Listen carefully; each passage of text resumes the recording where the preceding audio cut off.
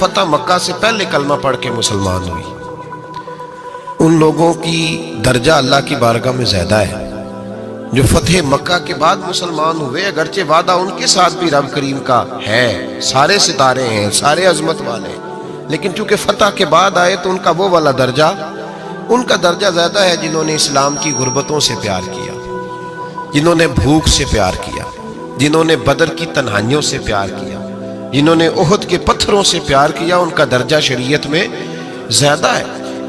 اگر آپ تعلق رکھتے ہیں نا، یاد رکھیں اتنی دیر کے جتنی دیر کام چلتا ہے، جتنی دیر ہمارا کسی دوست کے ساتھ تعلق ہے، تو یہ رشتہ کمزور ہے، اس میں وفا نہیں ہوگی اور کسی نہ کسی جگہ پہ ٹوٹ جائے گا، کسی نہ کسی جگہ پہ آ کے ختم ہو جائے گا۔ صوفیاء یہ کہتے ہیں کہ اولاد کے ساتھ بھی اس تمنا کا رشتہ نہ رکھو کہ وہ میری وفادار ہوگی اور میری وہ کل کو خدمت کرے گی۔ کمیٹی نہ ڈالو کہ یہ بچے ہیں تو بڑے ہوں گے تو میں آرام سے بیٹھوں گا تو میری پینشن لگ جائے گی، یہ روٹی کما کے لائیں گے، یہ تو کمیٹی ہے، اولاد تو نہ ہوئی، کمیٹی نہ ڈالو، چھوڑو اس چکر کو۔ اولاد فرما بردار اگر ہوگی تو اپنے فائدے کے لیے ہوگی۔ ہم نے اس سے یہ لالچ بھی، حضرت عبداللہ بن مبارک رحمۃ اللہ تعالیٰ علیہ فرماتے ہیں لالچ کے رشتے ہیں دنیا کے، لالچ کے۔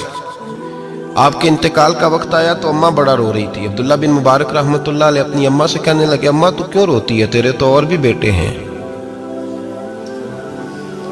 تو کو میرے بعد لوارث تو نہیں ہو جائے گی، آخری وقت ہے، نزع کا عالم، اماں تو کیوں روتی ہے، اور بھی بیٹے ہیں؟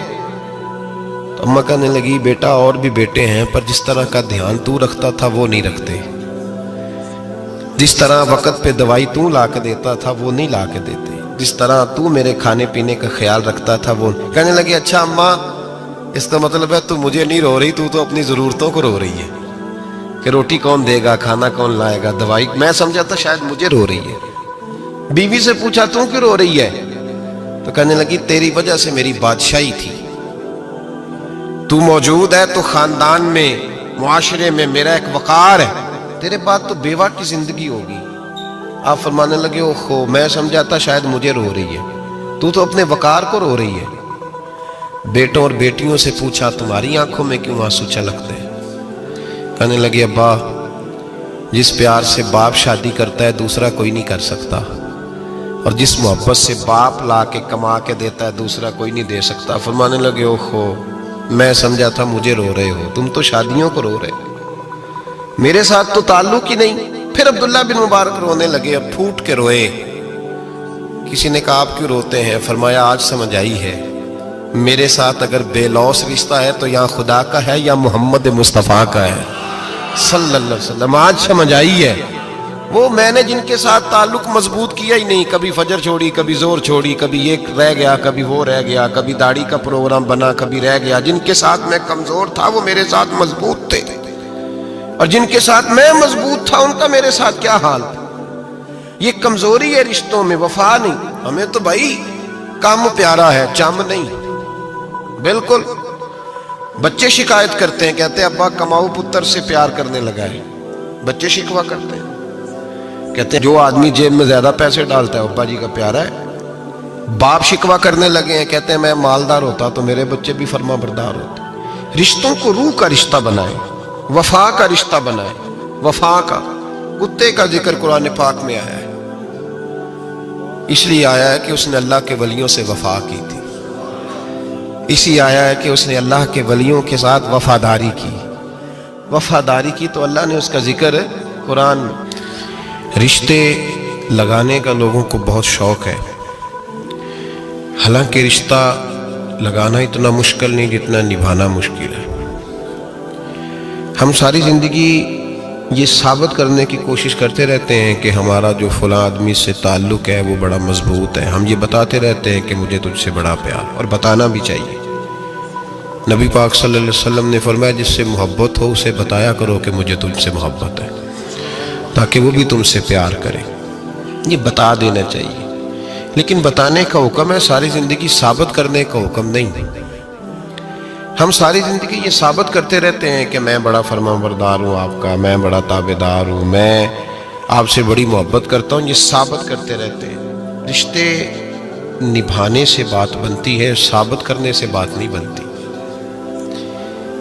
ایک تعلق کا پودا آپ نے لگایا زمین میں، چھوٹا سا پودا، اس کے سامنے کھڑے ہو کے آپ سارا دن کہتے رہیں کہ او پودے مجھے تجھ سے بڑی محبت ہے، میں تجھے بڑا چاہتا ہوں، میرا تیرے ساتھ بڑا رشتہ ہے، میرا تیرے ساتھ بڑا تعلق ہے، سارا دن پودے کو یہی کہتے رہیں، او چھوٹے سے پودے مجھے تجھ سے بڑا پیار ہے، میں رات بھی تجھے خواب میں دیکھ رہا تھا، کل بھی مجھے تو یاد آ رہا تھا، پرسوں بھی مجھے تو یاد آ رہا تھا، تو اس سے وہ پودا پروان نہیں چڑھے گا۔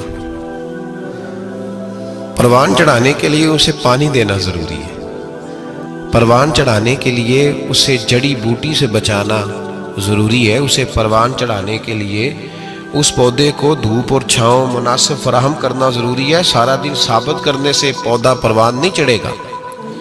میرے بھائی، رشتے بتانا چاہیے، ضروری ہے، نبی پاک صلی اللہ علیہ وسلم نے حکم دیا۔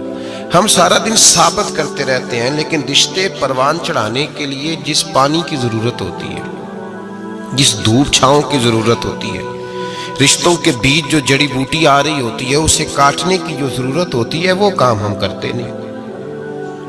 ثابت کرنے سے رشتے مضبوط نہیں ہوتے، چاہے روزانہ آپ ملاقات کر کے ثابت کریں کہ مجھے پیار بہت زیادہ ہے، رشتے عمل کرنے سے مضبوط ہوتے ہیں۔ ایک بادشاہ تھا،